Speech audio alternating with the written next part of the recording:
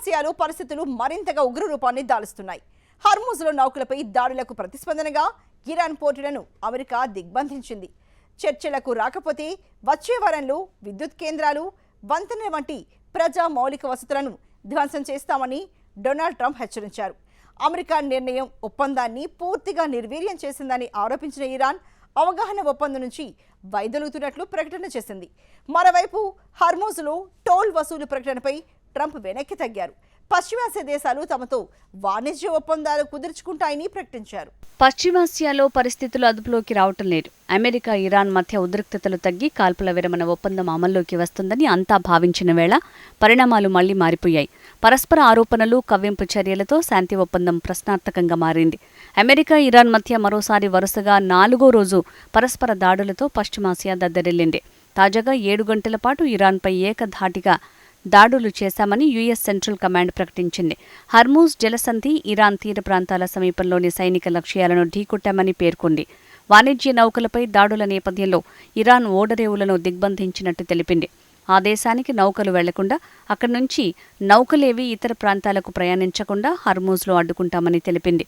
Middle ఈస్ట్లో 20కి పైగా యుద్ధ నౌకలు, 100కు పైగా యుద్ధ విమానాలను మోహరించామని ఎక్స్లో పోస్ట్ చేసింది.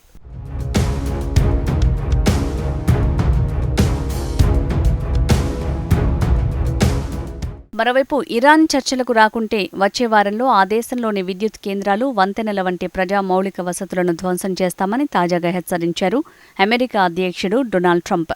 చర్చలకు వస్తేనే వాటిని నిలిపివేస్తామన్నారు. ఒప్పందం కుదుర్చుకోకుంటే ఇరాన్లో ఎవరూ మిగలరని వ్యాఖ్యానించారు. ఇరాన్ అధికారులతో జరిగిన తాజా సంప్రదింపుల్లో అమెరికా ప్రతినిధులకు ఈ సందేశాన్ని పంపినట్టు తెలిపారు. ఇరాన్లో భూతల బలగాలను పంపే అవకాశాలు ఉన్నాయని వెల్లడించారు.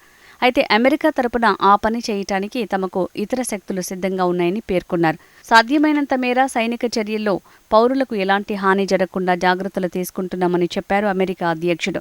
ఇరాన్కు రాబోయే రోజులు అత్యంత ఘోరంగా ఉంటాయని ఓ వార్తా సంస్థకు ఇచ్చిన ఇంటర్వ్యూలో తెలిపారు. But we're going to hit them very hard tonight. We're going to hit them very hard tomorrow night. We're going to hit them very hard the night after. And then next week it gets really bad for them because next week comes the power plants. Next week comes the bridges. We're going to knock out all their power plants. We're going to knock out all their bridges unless they get to the table and negotiate.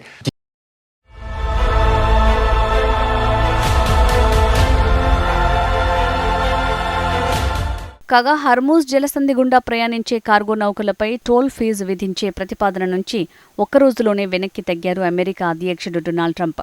హర్మూజ్లో నౌకలకు America రక్షణ కల్పిస్తుందని, అందుకుగాను వాటిలోని సరుకు విలువలో 20% toll వసూలు చేస్తుందని సంచలన ప్రకటన చేసిన సంగతి తెలిసిందే. అయితే టోల్కు బదులు పశ్చిమాసియా దేశాలతో భారీ పెట్టుబడి, వాణిజ్య ఒప్పందాలు కుదుర్చుకోవాలని నిర్ణయించినట్టు ప్రకటించారు. గల్ఫ్ దేశాల నాయకులతో జరిగిన చర్చలు సానుకూలంగా సాగటంతో ఈ నిర్ణయం తీసుకున్నానని తెలిపారు. గల్ఫ్ దేశాలు అమెరికాలో భారీ స్థాయిలో పెట్టుబడులు పెట్టనున్నాయని ట్రంప్ పేర్కొన్నారు. దీంతో తమ దేశంలో భారీగా పెట్టుబడులు పెడతాయని తెలిపారు. అయితే ఇవి పూర్తిగా కొత్త పెట్టుబడులా లేక గతంలో ప్రకటించిన పెట్టుబడి ప్రణాళికల కొనసాగింపా అన్న అంశంపై మాత్రం స్పష్టత ఇవ్వలేదు. I was called by different people, different countries, kings and emirs and all of the people that we all know and we all love, and they've been very strong partners, and they said we'd love to do it a different way. We'd love to invest in the United States with billions and billions of dollars, because I don't think anybody should be able to charge a fee for the straight or for any other straight relationship in terms of other sections of the world. I don't think anybody should be really in that position, but we were doing it as a reimbursement. The Gulf states are going to invest a tremendous amount of money into the United States, and that was very satisfactory to me. I think it's actually much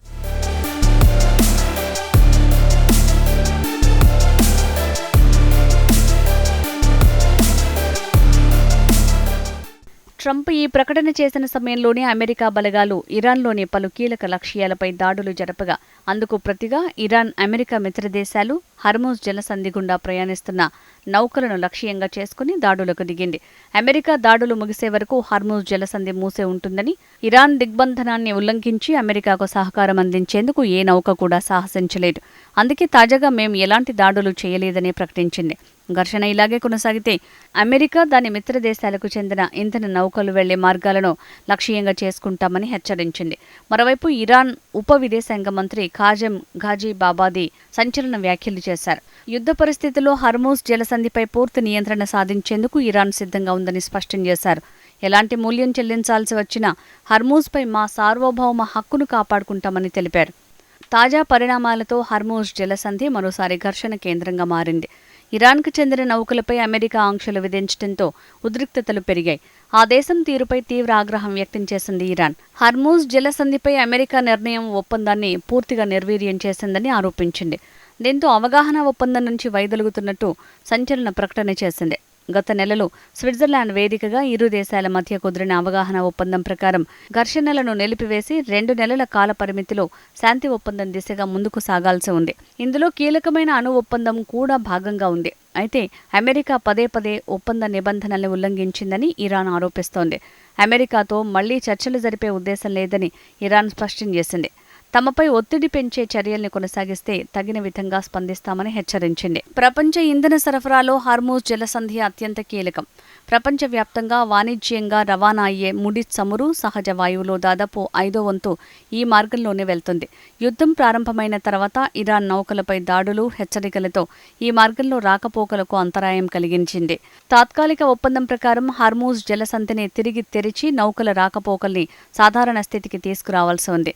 అయితే Iran మళ్లీ కొన్ని వాణిజ్య నౌకలను లక్ష్యంగా చేసుకోవడంతో పరిస్థితి మళ్లీ ఉద్రిక్తంగా మారింది. తాజా ఉద్రిక్తతల నేపథ్యంలో అంతర్జాతీయ మార్కెట్లో బ్రెంట్ క్రూడ్ చమురు ధర బ్యారెల్కు $87 పైగా చేరుకుంది. యుద్ధం గరిష్ట స్థాయిలో ఉన్నప్పుడు నమోదైన $120 స్థాయికి ఇంకా చేరుకోకపోయినా చమురు ధరల పెరుగుదల ప్రపంచవ్యాప్తంగా ద్రవ్యోల్బణాన్ని మరింత పెంచే ప్రమాదం ఉందని ఆర్థిక నిపుణులు ఆందోళన వ్యక్తం చేస్తున్నారు.